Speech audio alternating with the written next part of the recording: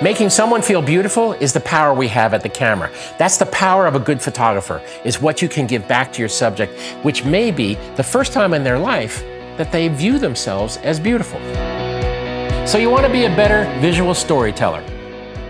This class is about storytelling portraiture, and I'm going to guide you in the facets of doing effective portraits of another human being.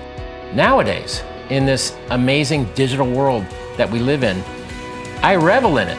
If you can get somebody to stop, if you can get somebody intrigued, if you can get somebody to tilt their head and say, what's going on here? As a photographer, you've done your job. Photography is not something you do. Photography is who you are. Hi, I'm Nikon ambassador, photographer, author, director, Joe McNally, and I will be your mentor.